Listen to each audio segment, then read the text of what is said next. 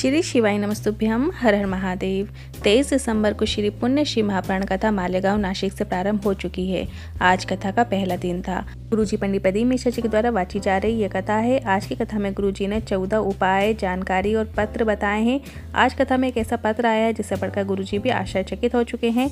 जान लेते हैं आज की कथा का पूरा सारांश इस छोटे से वीडियो में। अगर किसी कारणवश आपने आज की कथा नहीं सुन पाए हैं तो ये वीडियो आपके लिए बहुत उपयोगी है। बढ़ते हैं पहली जानकारी की ओर। आज कथा शुरू होते ही गुरुजी काफी खुश नजर आए और गुरुजी बोले, इस कथा में देखने को मिल रहा है जो आम जनता हमसे बहुत दूर बैठे दिखती थी, उन्हें आप लोगों ने इतने पास लाकर बैठा दिया है। उसके लिए गुरुजी ने आभार व्यक्त किया। बढ़ते हैं दूसरी जानकारी की ओर। पाप जब बढ़ता है तो वो हमें मंदिर से दूर कर देता है।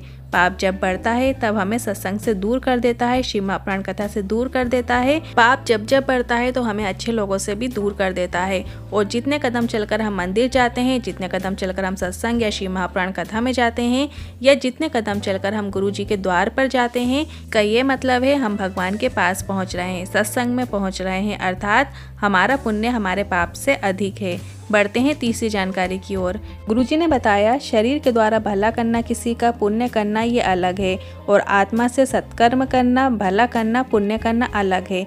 मतलब शरीर से आप काम कर रहे हो पर अंदर से आत्मा से कुड़ रहे हो, अंदर की भावना आपकी श्रेष्ठ नहीं है। तो श्री महाप्राण की कथा कहती है, भले ही आप शरीर से काम कर रहे हो या नहीं कर रहे हो, पर आत्मा से सबको भला करते चलो, क्योंकि आत्मा वहां तक जाती है, शरीर आपका यहीं रह जाता है। बढ़ते हैं चौथी जानकारी की ओर। गुरुजी ने कहा, ये कलयुग नहीं चल रहा है, ये तो शिव युग चल रहा है। सभी शिव की भक्ति में लगे हुए हैं। आपके द्वारा एक लोटा जल अगर शिवलिंग पर चढ़ाया जा रहा है तो इसका पुण्य पूरे परिवार को प्राप्त हो जाता है, क्योंकि सारी समस्या का हल एक लोटा जल। और जब आप शिवलिंग पर जल चढ़ाकर कलश घर लेकर आते हो तो वह कलश खाली नहीं होता है, उसमें कुबेर का खजाना विद्यमान रहता है। बढ़ते हैं पांचवी जानकारी की ओर। जब हमारे शरीर में कोई कष्ट आता है, बीमारी आती है, तो इसका यह मतलब है कि जो हमारे पूर्व के कर्म हैं, जो हमें बीमारी के रूप में भोगने को मिल रहे हैं। इसके बाद गुरुजी ने बताया, पिछले जन्मों के काम आप शिव जी की पूजन करके, शिव की भक्ति करके कम कर सकते हैं, उसका प्रभाव कम कर सकते हैं। बढ़ते हैं छठवीं जानकारी की ओर। मोनिका जी महाराष्ट्र से पत्र लेकर आई। मेरे पापा को मुंह में कैंसर हो गया था, ऑपरेशन किया, रेडिएशन और कीमो सब किया, पर पापा का दर्द कम नहीं हुआ। इसके बाद कुछ महीनों बाद फिर से मुंह में दर्द शुरू हो गया। मेरे रिश्तेदार ने एक लोटा जल और रुद्राक्ष का जल का महत्व बताया। हमने कुबरेश्वर धाम से रुद्राक्ष बुलवाया, रोज एक लोटा जल चढ़ाकर उनको जल देते। रुद्राक्ष रात को तांबे के कलश में गलाकर शिवलिंग पर चढ़ाकर देने लगे। बेलपत्र को पीसकर खिलाने लगे। कुछ दिनों के बाद डॉक्टर को दिखाया तो रिपोर्ट नॉर्मल आने लगी। आभार व्यक्त करने कथा पंडाल में आई हूँ।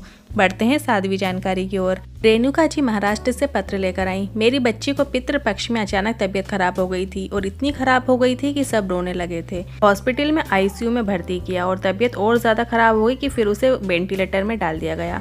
पूरे शरीर में नलियां लगी हुई थी, कुछ समझ नहीं आ रहा था। किसी ने एक लोटा जल शिवलिंग पर चढ़ाकर उसका जल देने को कहा। हमने कुबरेश्वर धाम जाकर रुद्राक्ष भी लाए और रुद्राक्ष वाला जल शिवलिंग पर चढ़ाकर बेटी के मुंह में छिटन किया तो उसके शरीर में कंपन आ गई और वो अब पूरी तरह से ठीक हो गई है, स्वस्थ है। आभार व्यक्त करने कथा पंडाल में आई हूँ। बढ़ते हैं आठवीं जानकारी की ओर। गुरुजी ने कहा, हमको आश्चर्य इस पत्र को पढ़कर, ऐसा पत्र जीवन में हमें कभी नहीं आया, पहली बार ऐसा पत्र हम पढ़ रहे हैं। शिव भक्ति क्या होती है देखिए। मधुकर जी, जिनकी उम्र 70 वर्ष की थी, वो पत्र लेकर आए थे। मैं सरकारी नौकरी में पटवारी पद में था और अभी रिटायर हो गया हूँ। मेरी नौकरी की पदोन्नति नहीं थी। मैंने एक एप्लीकेशन मेरे महादेव के दम पर लिख दी कि इतनी बड़ी नौकरी की, पर मुझे प्रमोशन ही नहीं मिला और मेरा रिटायरमेंट हो गया। रिटायर होने के बाद मैंने अप्लाई किया कि मुझे भी प्रमोशन मिलना चाहिए। पत्नी से कहा कि तू भी चल, मैं भी चलता हूँ, एक लोटा जल शिवलिंग पर अर्पित करेंगे। अब देखते हैं रिटायर होने के बाद मुझे प्रमोशन मिलता है कि नहीं। इसके बाद मुझ पर भोलेनाथ की ऐसी कृपा हुई कि मुझे 9 साल पहले का जो प्रमोशन था, और सरकार ने मुझे 9 साल का प्रमोशन का एरियस 9 से 10 लाख रुपया मुझे मिलने वाला है। भोलेनाथ के दम पे ये लेटर लिखा था और असंभव भी संभव हुआ महादेव की कृपा से। बढ़ते हैं 9वीं जानकारी की ओर। कोरोना के चाइना में बढ़ते केस को देखते हुए गुरुजी ने सभी से मास्क लगाने का निवेदन किया है। गुरुजी ने कहा, इंडिया में आया नहीं पर हमें हिदायत रखनी चाहिए। इसके बाद गुरुजी ने चाइना में भी रह रहे लोगों के लिए गुरुजी ने कहा कि वहाँ पर भी ज़्यादा वायरस ना फैले, वहाँ भी सब स्वस्थ रहें, क्योंकि सर्वे भवन्तु सुखिना। इसके बाद गुरुजी ने कथा में आ रहे लोगों से भी मास्क लगाने का प्रयास करें, ऐसा कहा है। बढ़ते हैं 10वीं जानकारी की ओर।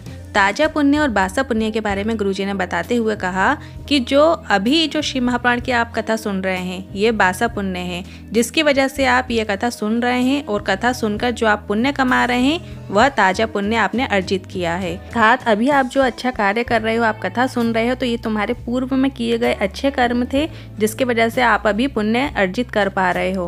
कहते हैं 11वीं जानकारी की ओर। गुरुजी ने कहा, चोरी करने वाला अगर शिव महापुराण की कथा में आकर चोरी करता है तो न जाने वह कितनी पीढ़ियों को नरक में डाल देता है। तो ऐसी चीजों से बचें, चोरी ना करें। पढ़ते हैं 12वीं जानकारी की ओर। श्रद्धा चौधरी जी मालेगांव से पत्र लेकर आई। आज मैं बहुत खुश हूँ गुरुजी। आज मेरे मालेगांव में भोलेनाथ ने आकर स्वयं डमरू बजा दिया और शिव महापुराण कथा शुरू हो गई। मैंने भोलेनाथ के मंदिर में जाकर पूजन करना चालू किया।